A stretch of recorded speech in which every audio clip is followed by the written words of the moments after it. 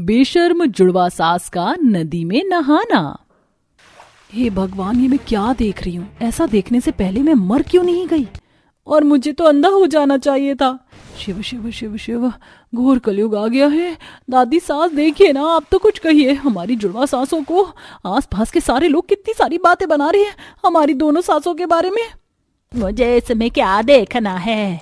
ये देखकर मुझे कोई भी हैरानी नहीं हो रही है। तुम्हारी जुड़वा सासों को ना जाने मैं कब से देख रही हूँ। काश ये अपनी बेटी के साथ विदेश ना गई होती तो आज ये दिन ना देखना पड़ता। क्या विदेश? दादी सास, आप तो इस बारे में हमें थोड़ा सा तो बताइए। हाँ, बताती हूँ। पिछले साल की बात है जब अनीता की बेटी काव्या की शादी विदेश के लड़के से हुई थी। इसके बाद वो वहाँ रहने चली गई तो तेरी दोनों जुड़वा सास भी उनके साथ घूमने के लिए वहाँ चली गई। मैं भी वहाँ गई थी जहाँ उन्होंने देखा कि उनकी तरह बूढ़ी महिलाएं वहाँ पर छोटे छोटे कपड़े पहन के आसानी से घूमती हैं। ये मैं क्या देख रही हूँ? हे भगवान, अनीता तू देख रही है ना, यहाँ पर हमारी जैसी औरतें कैसे कपड़े पहनकर घूम रही हैं, छोटी छोटी स्कर्ट में। हाँ, और टॉप भी कितना डीप नेक है। वही तो, देखना कितना बड़ा गला है। माँ जी देख रही है ना आप? हाँ हाँ, देख रही हूँ। यहाँ की छोटी बच्ची क्या, बूढ़ी क्या, बूढ़े क्या, सारी औरतें ऐसे ही कपड़े पहनती हैं। माँ जी, हम भी यहाँ पहन सकते हैं ना? यहाँ तो हमको कोई नहीं जानता। विनीता, तुझे शर्म नहीं आ रही ऐसी बात करते हुए? चुपचाप से यहाँ की जगह घूमने आई है तो घूम ले। अरे दादी, कोई बात नहीं, ठीक ही तो कह रही है मौसी। यहाँ उनको कोई नहीं जानता और यहाँ आकर साड़ी सूट पहनोगी तो अच्छा थोड़ी लगेगा। मॉडर्न वेस्टर्न कपड़े पहनोगी तो अच्छा लगेगा। वैसे भी इंडिया जाकर तो वापस यही कपड़े पहनने हैं उन्हें। हाँ हाँ माँ जी, मेरी बच्ची बिल्कुल ठीक कह रही है। हम जितने दिन यहाँ पर हैं ऐसे ही कपड़े पहनेंगे। मैं तो कह रही हूँ आप भी ऐसे ही कपड़े पहनना। नहीं नहीं, मुझे कोई जरूरत नहीं है ऐसे कपड़े यहाँ पहनने की। तुम ही लोग अपना शौक पूरा करो, बेशर्म जुड़वा कहेंगी। फिर युविका अपनी जुड़वा माँ और मौसी को वेस्टर्न कपड़ों की शॉपिंग करवाती है, जहाँ वो छोटे छोटे कपड़े पहनकर अलग अलग जगह पर फोटोशूट करवाती हैं और घूमती है।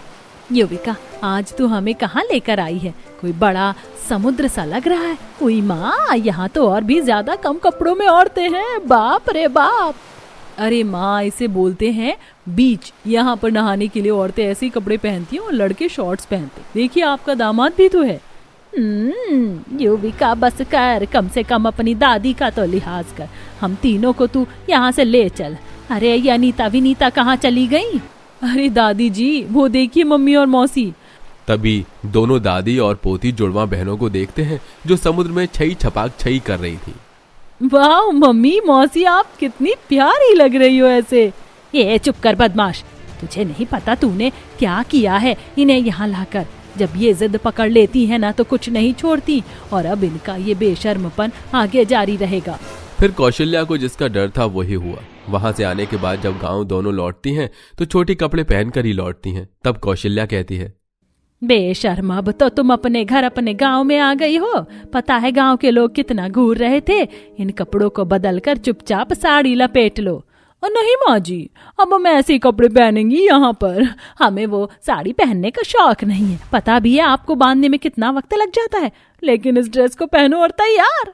हाँ हाँ माँ जी, अब से आपकी जुड़वा बहू यही कपड़े पहनेंगी। जिसको देखना है देखे, घूरना है घूरे।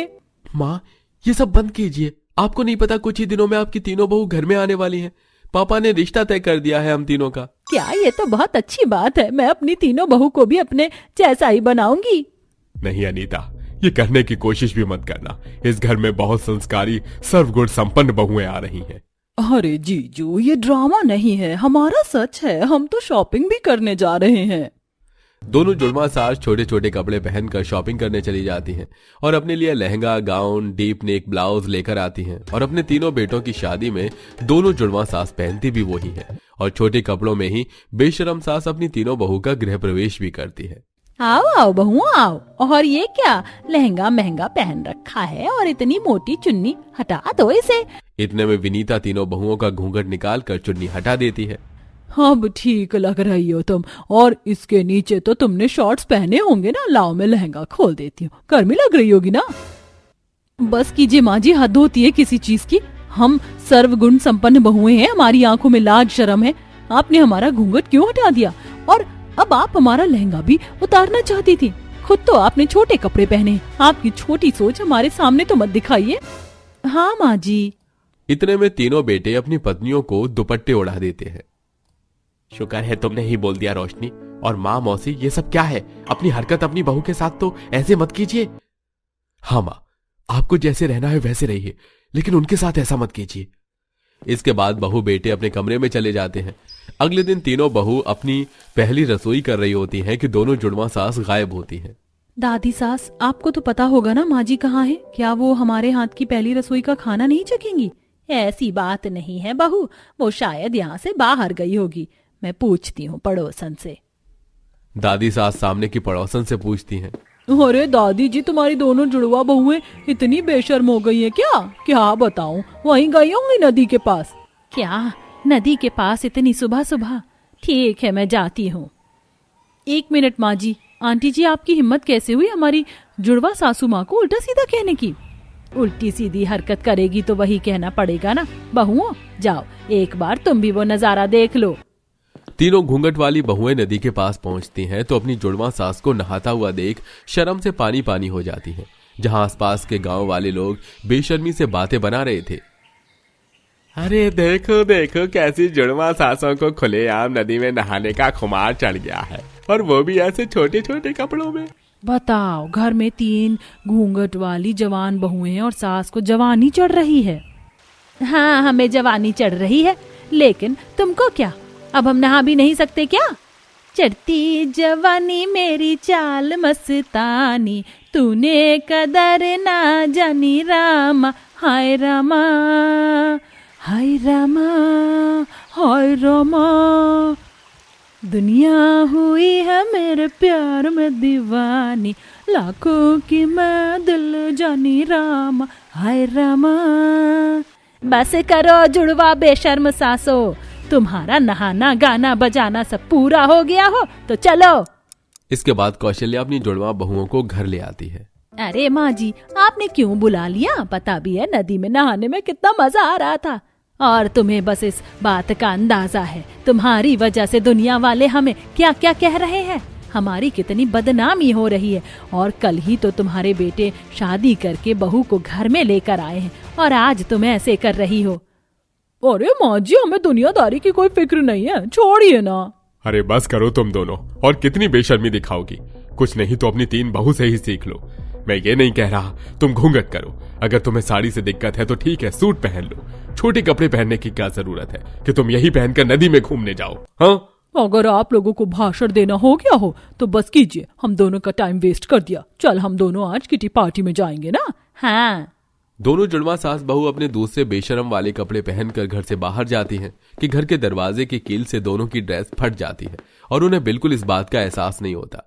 सड़क पर चलते हुए लोग उनका बहुत मजाक बनाते हैं, और 2 गुंडे उनके कपड़ों को और खींचते हैं, जिससे जुड़वा सास पानी पानी हो जाती है।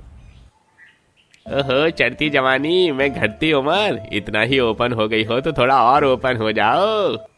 ये क्या हरकत है? छोड़ो हमें।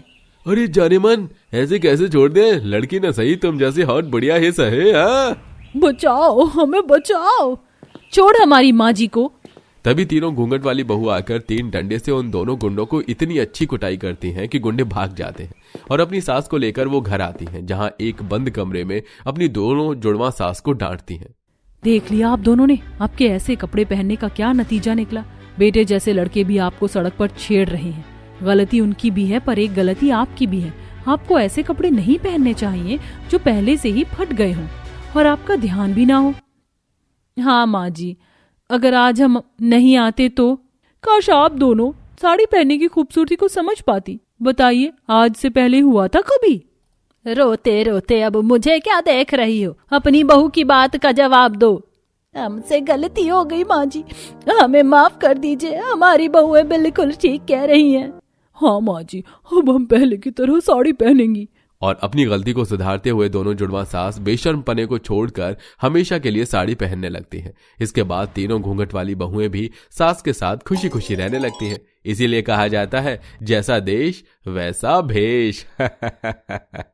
गांव में आमने सामने घर में मुंह दिखाई की रस्म हो रही थी, लेकिन उस गांव में एक तरफ रईसी और खानदानी परिवार होगा जहां दुल्हन ने मुंह दिखाई की रस्म के लिए बहुत महंगा लहंगा गहने पहने होंगे।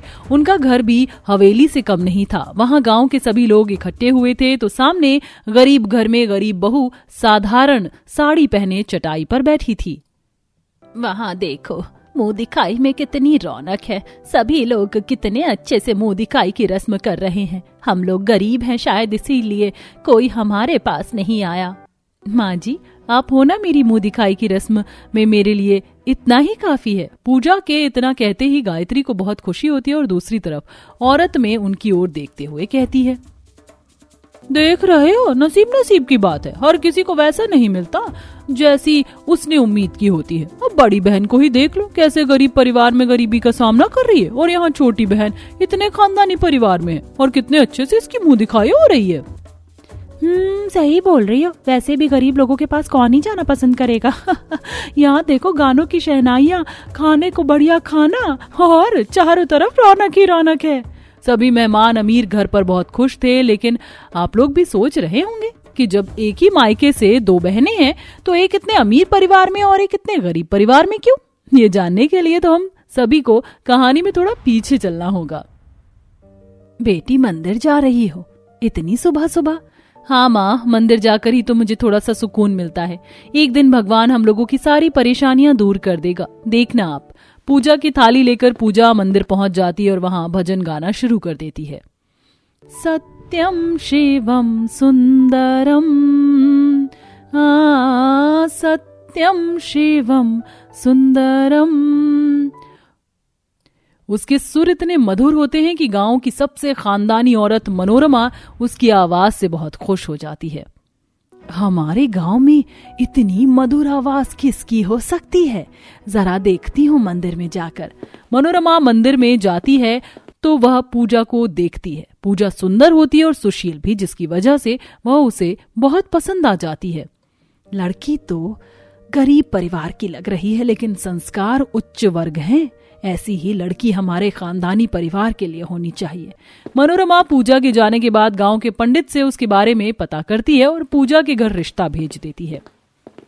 कैसी बात कर रहे हो पंडित जी? इतने बड़े घर का रिश्ता मेरी बेटी के लिए आया है। भला मैं मना कैसे कर सकती हूँ?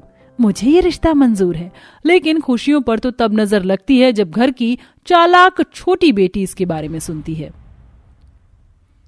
इतने बड़े खानदान का रिश्ता मेरी इस नालायक बहन के लिए?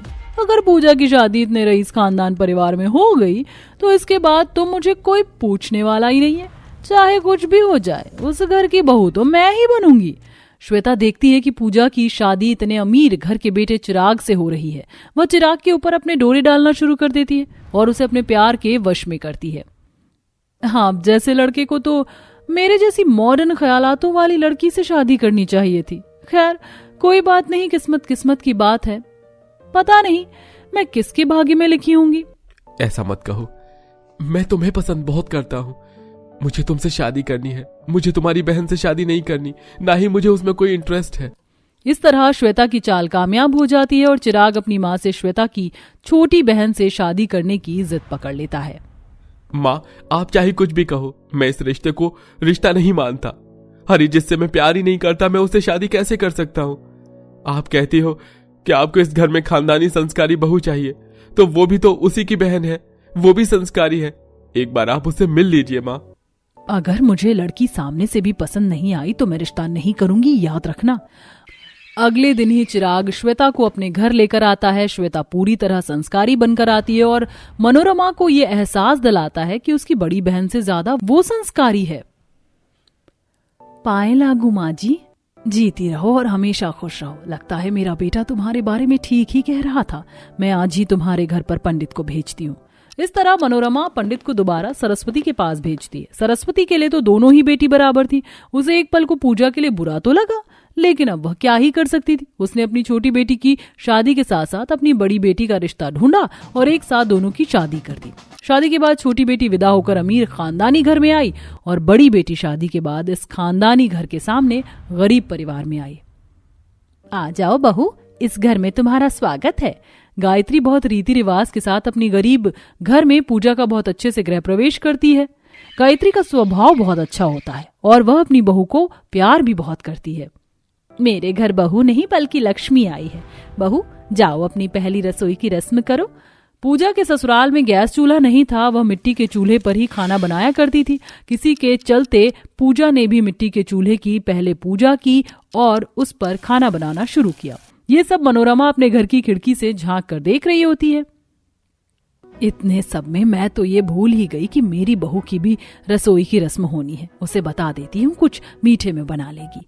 मनोरमा अपनी बहू श्वेता के पास जाती है। श्वेता खर्राटे लेते हुए अपने कमरे में पैर पसार कर सो रही होती है।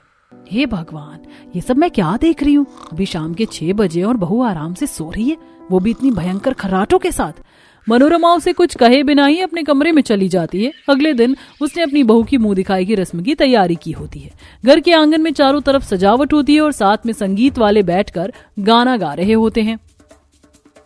कितना खूबसूरत लग रहा है सब कुछ। आज बहू की मुंह दिखाई है, मैं उसे अच्छे अच्छे गहने दूंगी और ये लहंगा हमारे पूर्वजों से चला आ रहा है, खानदानी लहंगा है, ये अपनी बहू को पहनाऊंगी। इस तरह मनोरमा अपनी बहू के कमरे में आती है और उसे गहने लहंगे देकर वहां से चली जाती है। मनोरमा ने पूरे गांव को दावत पर बुलाया हुआ था। सभी लोग गायत्री के घर को छोड़कर मनोरमा के घर आए हुए थे। कुछ ही देर में श्वेता गहनों से लदी हुई लहंगा पहनकर सभी के सामने आती है। उफ, आखिर ये सब हो क्या रहा है? पत्ता गोभी की तरह मुझे ढकढका कर क्यों यहाँ पर बिठाया गया है? श्वेता के बैठने पर जितने भी मेहमान आए होते हैं वह मुंह दिखाई की रस्म के लिए आगे बढ़ते हैं और श्वेता की गोदी में पैसे गहने देने लगते हैं। लेकिन दूसरी तरफ गरीब बहू के घर कोई नहीं होता। वह अपनी सास को ही मुंह दिखाई की रस्म के लिए कहती है, तुम कितनी समझदार, संस्कारी और सुलझी हुई हो। मेरे तो धन्य ही भाग हो गए हैं कि मुझे इतनी अच्छी बहू मिली है। गायत्री 11 रुपए देकर अपनी बहू की मुंह दिखाई की रस्म पूरी करती है। लेकिन तभी दोनों सास बहू को अमीर घर से बहुत जोरों से आवाज आती है। ये तो तुम्हारी बहन की आवाज लग रही है, आखिर ऐसा भी क्या हो गया? चलो माँ जी देखते हैं। गायत्री और पूजा देखते हैं कि श्वेता गुस्से में सभी रिश्तेदारों को सुना रही होती है। बस करो, बहुत हुआ, अब मैं यहाँ एक पल भी नहीं बैठ सकती। बहू, तुम ऐसे मेहमानों का अपमान क्यों कर रही हो? अरे ऐसी कोई मुंह दिखाई होती है? कितनी देर से यहाँ बैठी हूँ, वो भी इतने सारे गहने लहंगे पहनकर। मुझे अपने कपड़े बदलने माँ जी, मैं अपने कमरे में जा रही हूँ। श्वेता अपने कमरे में जाती है और वहां से शॉर्ट ड्रेस पहनकर आती है। बहू, ये सब क्या है? ऐसे मुंह दिखाई की रस्म नहीं हो सकती। जाओ अपने कपड़े बदल कर आओ। अगर ऐसी बात है तो ठीक है, मुझे आप लोगों से मुंह दिखाई की रस्म करवानी ही नहीं है। मैं अपने दोस्तों के साथ पार्टी करने जा रही हूँ। श्वेता से कहकर पार्टी करने के लिए वो निकल जाती है। जहां मनोरमा को बहुत अफसोस होता है, सभी मेहमान और मोहल्ले वाले उसके घर से गरीब बहू के घर चले जाते हैं। इसी के चलते वहां पूजा की मुंह दिखाई बहुत अच्छे से करते हैं, उसका सम्मान भी करते हैं। श्वेता जब वापस आती है तो ये सब देखकर चिढ़ने लगती है। आप सभी लोग वहां क्या कर रहे हो? माँ जी, आप भी इन गरीब फकीर लोगों के घर पहुंच गई। मुझे तो पूजा जैसी ही बहू चाहिए थी, लेकिन किस्मत से मुझे तुम मिल गई, वो भी मेरे बेटे की बदौलत। कहते हैं हर चीज हर किसी के नसीब में नहीं होती, जैसे कि ये मुंह दिखाई की रस्म तुम्हारे नसीब में नहीं थी। मनोरमा इतना कहकर अपने घर चली जाती है। इसी के चलते पूजा कहती है, इंसान अपने व्यवहार, अपने तौर तरीके और अपनी आदतों के चलते बहुत कुछ खो देता है। श्वेता, तुमने भी अपना सम्मान, स्वाभिमान सब कुछ खो दिया।